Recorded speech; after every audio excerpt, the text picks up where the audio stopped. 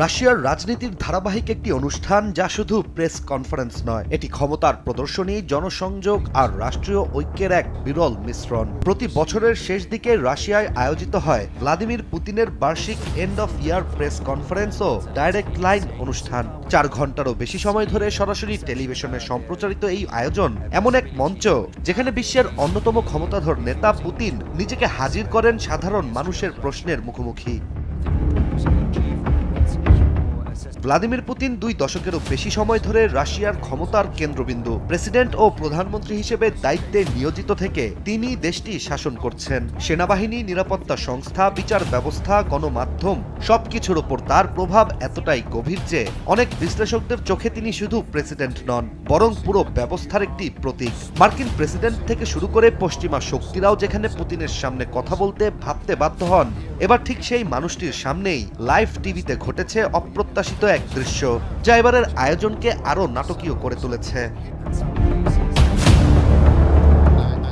মঞ্চে অনুষ্ঠান চলাকালীন সময়েই আলোচিত মুহূর্তটি ঘটে, যেখানে এক তরুণ সাংবাদিক কিরিল বাজানভ লাল বোটাই পরে হাতে পোস্টার নিয়ে হঠাৎই দাঁড়িয়ে পড়েন, আর ওই পোস্টারে লেখা তিনি বিয়ে করতে চান।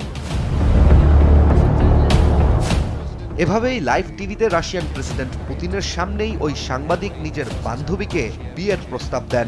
রাষ্ট্রীয় শক্তির এক গুরুগম্ভীর মঞ্চ মুহূর্তে বদলে যায় ভালোবাসার মঞ্চে।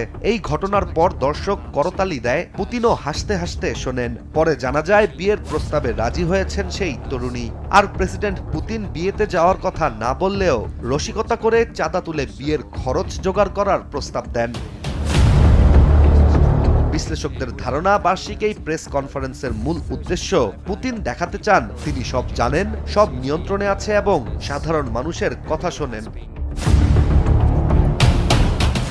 এই কনফারেন্সের জন্য দেশজুড়ে লাখ লাখ প্রশ্ন পাঠানো হয়। সেখান থেকে বাছাই করা কিছু প্রশ্ন আসে মঞ্চে, কিছু আসে বড় পর্দায়, যেখানে যুদ্ধ, অর্থনীতি, আন্তর্জাতিক রাজনীতি সবকিছুই থাকে।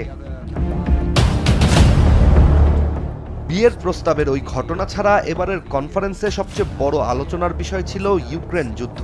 পুতিন আত্মবিশ্বাসী কণ্ঠে জানিয়েছেন রাশিয়া পুরো ফ্রন্টলাইন জুড়ে অগ্রসর হচ্ছে। একের পর এক এলাকা দখলের দাবিও করেন তিনি, কিন্তু একই সঙ্গে জানান রাশিয়া নাকি শান্তিপূর্ণ সমাধানেও প্রস্তুত।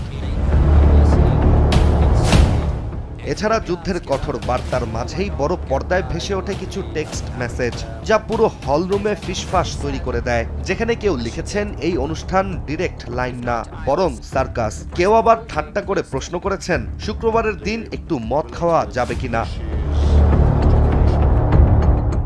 সব মিলিয়ে এই বার্ষিক প্রেস কনফারেন্স ছিল পুতিনের ক্ষমতার এক পূর্ণ চিত্র।